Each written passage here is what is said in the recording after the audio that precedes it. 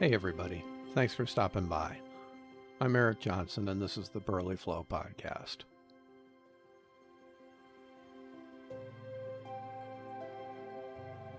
Every week I tell stories from the banks of the Mississippi River here in Burly, Wisconsin, the small town I returned to after 20 years away.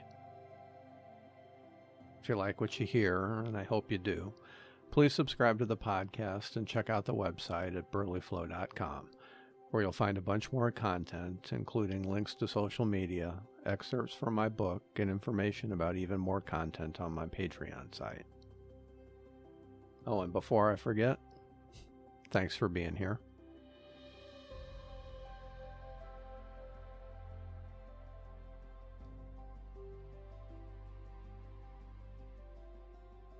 I don't know about you, but whenever I move, I have a sense of liberation.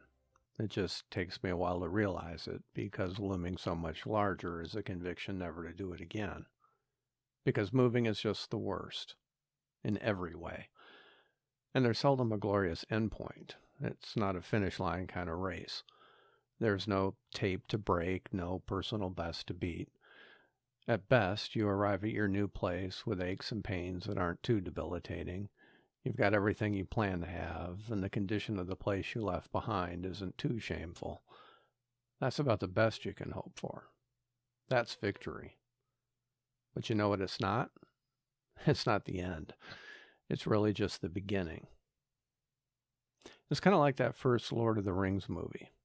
You've had a journey, you've established what you're leaving behind, you've got some bumps and bruises and some stories worth telling, and you've missed any number of elevensies, but the truly epic stuff is ahead of you. Like 6 hours worth, and that's not even the director's cut. The thing is, you never really finish moving. One day you just sort of give up on packing and start living. It might be among mountains of boxes you no longer see. It might be with kitchen drawers that don't make sense. But at some point, you'll rationalize that you didn't go to all that work to get there, not to be there.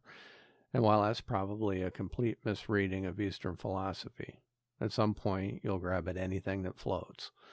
And living in the moment is surprisingly buoyant when you're treading water in a sea of despair.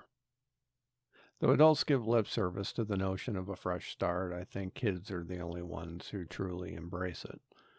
Kids are always looking for mileposts after all, and there's no bigger milepost than a move. It's kind of like the birth of Christ. There's before move and after, and kids aren't jaded enough to realize it's all BM. I had a couple of moves as a really little kid, but the first one that really mattered came between 3rd and 4th grade. All I really knew about it was Dad was changing jobs, and this new job was in a city that was part of Chicago. I didn't really get how a city could be part of another city, but I didn't worry about it too much. What I did worry about was whether or not I'd still be able to watch Batman. Mom, who wasn't necessarily a master negotiator but was an elementary school teacher, assured me that Chicago was a much, much bigger place than we were currently in, and as such would have significantly better television watching. Which, of course, sealed the deal for me. Batman and more stuff? Better stuff? Sign me up. Note, she never actually said anything about Batman. Parents are cagey like that. Life forces them to be. When everybody else is just out there living, they're all about compromise. Not compromise in terms of coming to an equitable agreement, but compromise in terms of taking the option that best postpones the inevitable. In other words, real-world compromise. If Batman didn't happen to be a part of the Windy City's daytime TV lineup, she'd cross that bridge when she came to it. I crossed a lot of similar bridges on my way back to Burly Flow, but it's different when you're compromising with yourself. You don't really need to keep Mom's fancy table linens, you know. You don't even have a table big enough to put them on, you tell yourself. But look, they've been dry cleaned, you answer back. I mean, so is your blazer, but you're never going to use that either, you say. Compromise in this case involves a storage unit, or more specifically in my case, 2. 2 that are now almost 1,000 miles away and contain things like table linens and curtain rods and fancy-shaped wine bottles I didn't have the heart to throw away. You know, the stuff you can't live without. Knowing what I know about storage units, if I had any money to invest, that's where I'd sink it. But obviously I don't have any money to invest because, you guessed it, all that money is going towards storage units of my own. I'm not kidding when I say the only thing standing between me and a retirement fund is compromise. You might even say the whole move was a compromise, but if you did, you'd be in a minority. Most just said it was stupid. So let me get this straight, my coworker Tom said when I told him about my plan to move north. Tom is one of those guys who needs to get things straight before he can process information, and he looked as though the thing I'd given him to get straight was about to give him a hernia. You're leaving a job you like, with people you like, at a place you like, to do what? Go back to paying for gas with quarters? It's true. Before the job I was walking away from, I would occasionally need to pay for gas with whatever quarters I could manage to scrounge from seat cushions or cup holders or jacket pockets. There's more to life than money, I lamely replied, at which point he just walked away. Because everyone knows when you get to the 28th, there's nothing more to life than money. There's no way you're doing this voluntarily, my friend Dina said. Blink twice if you're under duress. A true Southerner, Dina, I assume, was talking about the winters and the fact that it had been over 20 years since I'd experienced one. 20 years might not have been long enough to make me a Southerner, but surely it was long enough for me to forget what being a Midwesterner was all about. It's not all hot dishes and cheese curds, you know, she said. And she was right, of course. It was also about places like the Eye. Like the old Sanderley place, the rambling old farmhouse I'd rented when I first lived in Burly, the Eye was a local landmark. It stood on the corner of Whitaker and Elm and was nearly engulfed by the towering old pine tree that had grown up beside it, which was probably a good thing. If the giving tree taught us that sacrifice was a form of love, the lesson in that old pine tree was that sometimes covering up could be the kindest way to address old age. To be clear, the whole house wasn't called the Eye, just the upstairs apartment. That was called the Eye because, to most, the house looked like a face with one eye. The open eye was the upstairs kitchen window. The second eye, which would have been the living room window, had been shuttered at some point, making it appear closed. Further adding to the illusion was the air conditioner, a little window unit that looked like a cartoon pupil, especially at night when the kitchen light was on. The house, the whole face, including the eye, was owned by Cordelia Trim, widowed sister of A.B. Seaton, who owned the big chain factory in Dubuque and was, along with Chester Bragg, the owner of the trailer hitch factory, one of the town's major benefactors. Where Seaton and Bragg spent their money bequeathing parks and libraries to the town, each named to remind you who was responsible, Cordelia Trim bought property. Lots of property. In fact, nearly every rental check in town was made out to Cordelia Trim. And if anyone had been interested in any of the vacant storefronts downtown, those checks would have been made out to her as well.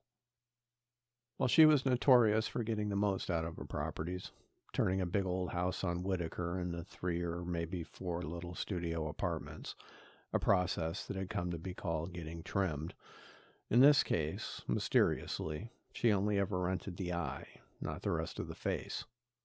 In spite of the for rent sign in the yard, she never once showed the downstairs, and after a while I realized the sign was really for the eye, as if it were assumed I'd be a short-timer. Ask not for whom the eye blinks, I was told at the bilge pump. It blinks a lot, leaving me, of course, to wonder why. 2 nights later, I heard the scratching.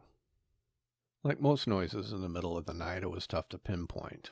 But laying there with my second guesses about the wisdom of this new start, the 2 a.m. naggings that run roughshod over even the most confident decisions, I'd given the whole refusal to rent the downstairs thing a lot of thought.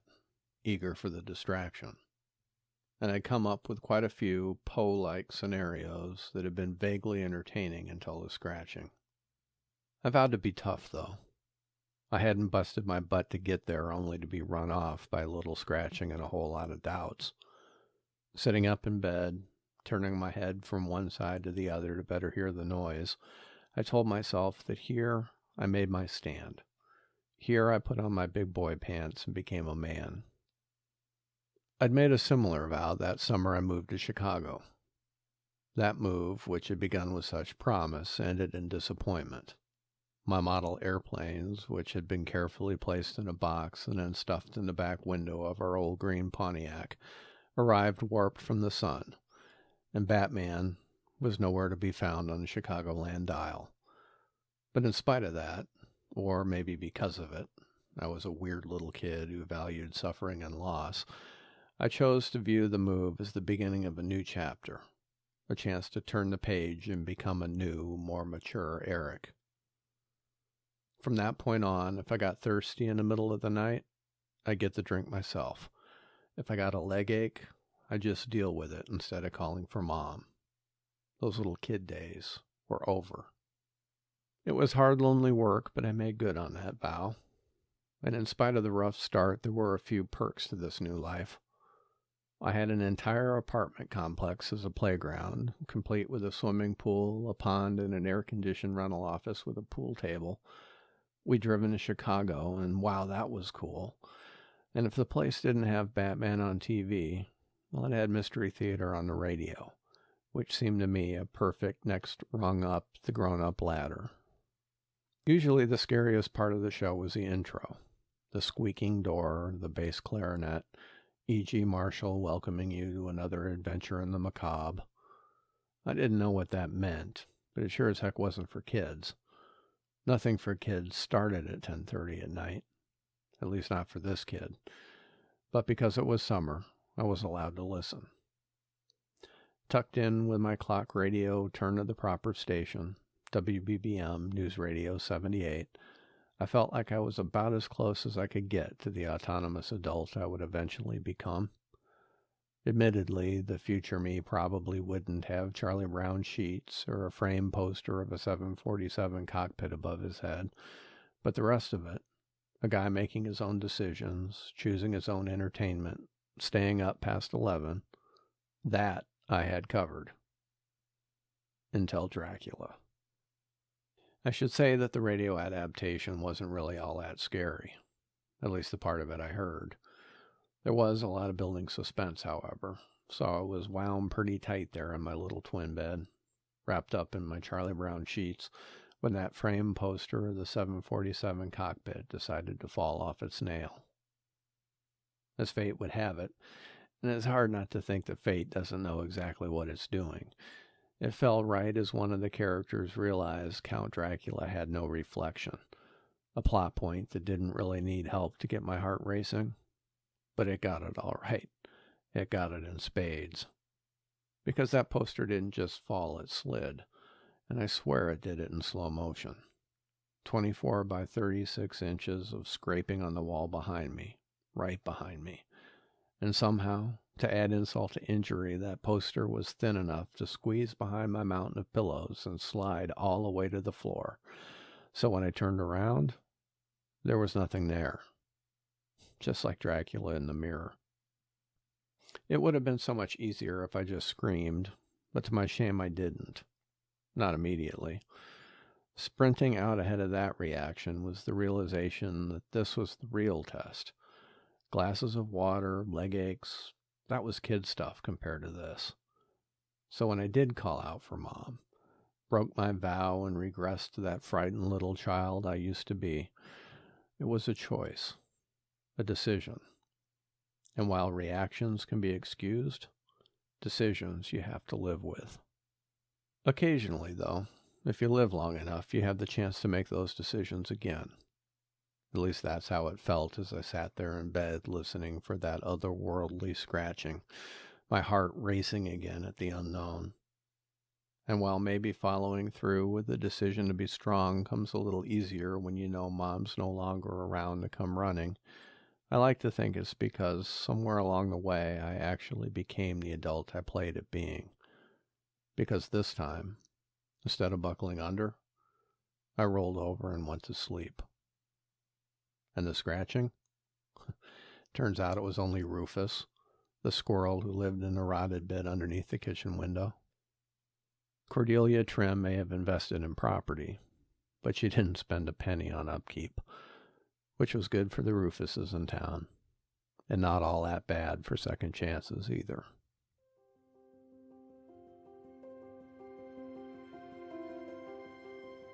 Well, that's it for this week.